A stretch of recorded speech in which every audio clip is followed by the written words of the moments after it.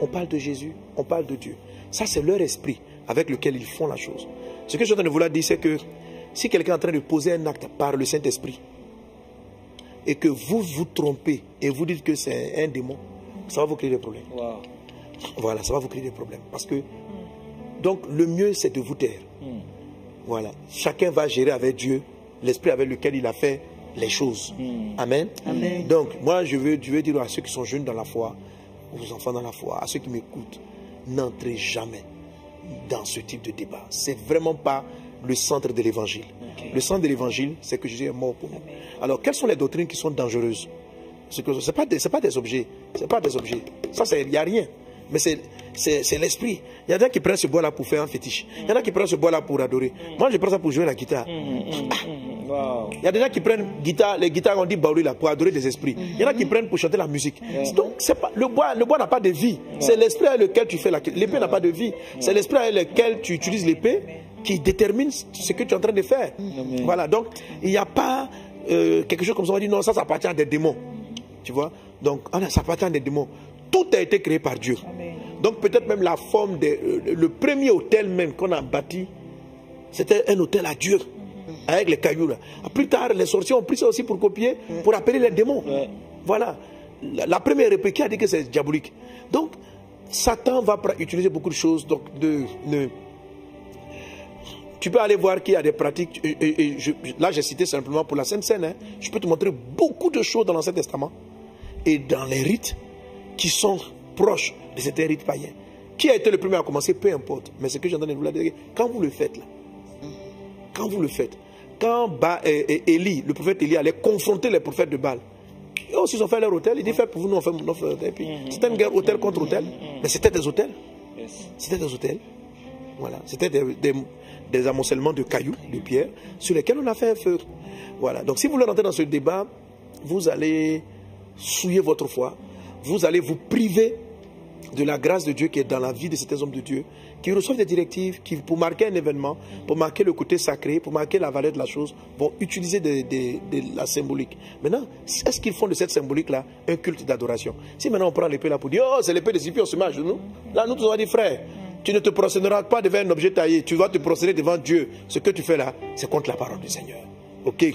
Mais, rentrer dans une chose qui n'est pas biblique, allez dire parce que quelqu'un est parti, tu es parti lire dans un livre mystique, ou bien parce qu'avant, toi-même tu étais dans l'occultisme, et que tu as vu la pratique dans l'occultisme, et que parce que tu as vu dans l'occultisme, tous ceux qui vont l'utiliser sur la terre sont forcément des gens occultes. C'est un raccourci.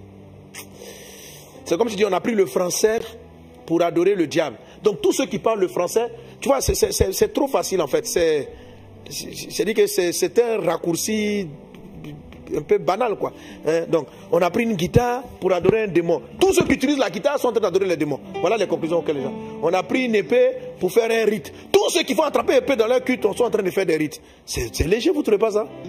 Je trouve que c'est quand même banal, c'est bizarre quoi. Hein? On a pris une montre pour faire quelque chose. Tous ceux qui utilisent. Vous êtes des sorciers de les gars, vous aussi. Amen. Amen. Voilà. Maintenant, il y a des doctrines.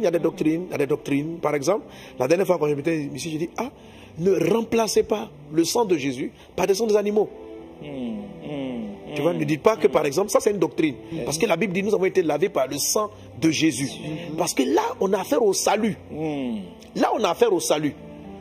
Ce n'est pas un petit truc de pratique dans le culte, rien de petit, mais un geste qu'on a envie de montrer. Ce n'est pas de ça qu'il s'agit. Il s'agit de la doctrine. Il s'agit de l'évangile. Il s'agit de remettre en cause ce que Jésus a fait. Amen. Ça, c'est dangereux. Si quelqu'un vient se positionner pour dire non, pour toucher Dieu, il faut passer par moi. Là, c'est une fausse doctrine. Si tu me dis que quelqu'un a dit ça, que lui, il est l'intermédiaire entre Dieu et les hommes, ça, voici les éléments qu'il faut attaquer, il faut critiquer. Voilà. Parce que là, Jésus est le seul intermédiaire entre Dieu et les hommes. Mais les rites, comment on a placé la chaise dans l'église, tout ça. Voilà. Amen. Amen. Voilà. Et il ne faut pas rentrer dans ce type de débat. Il ne faut pas rentrer dans... en tout cas, pour vous qui me suivez, ne rentrez pas dans ce genre de débat. Parce que l'évangile n'est pas là-bas. L'évangile n'est pas là-bas. L'évangile est dans les choses plus profondes de la foi. Voilà. Si quelqu'un fait des rites et puis il a la foi. Moi, il y a des rites que personnellement, je ne ferai pas. Je ne peux pas faire. Je ne veux pas faire. Voilà. Mais je ne peux pas me lever et puis condamner. Parce que tu n'es jamais la personne à qui Dieu parle seul. Hein. Voilà, c'est pas toi, tu es assis et puis toi, Dieu parle. Dieu parle à chacun d'entre nous. La Bible dit, nous prophétisons en partie. Nous prophétisons en partie. Nous connaissons en partie. Donc, quand vous donnez des messages, soyons prophétiques, soyez humble. Soyez humble, parce que tu ne sais pas ce que tu as dit à la personne qui est là, et tu ne sais pas, tu as lu le verset, lui aussi il a lu le verset, mais tu ne sais pas qu'est-ce qu'il a à côté, et puis la raison pour laquelle il est en train de faire cela. La dernière fois quand j'étais surpris, je ne savais pas que Sarah était la sœur d'Abraham. Il y en a qui ne savaient pas ça. Pourtant c'est écrit dans la Bible. Et il s'est marié avec sa sœur, tu vois. Donc, maintenant qu'ils sont là, non, c'est forcément Abraham. Ah, c'est vrai que c'est Abraham, mais ça existe dans la Bible. Hein. Ça s'est passé avec le Père de la foi. Donc, vous voyez, il y a des fois des choses qu'on n'a pas, des connaissances qu'on n'a pas, et il faut être modeste. Mais ce que nous avons, c'est que Christ est mort pour nous, que Jésus-Christ est le chemin, la vérité, la vie, qu'il est le Seigneur, qu'il règne, qu'il est Dieu. Voilà, qu'il est Dieu. Voilà. Mais arrêtez tous ces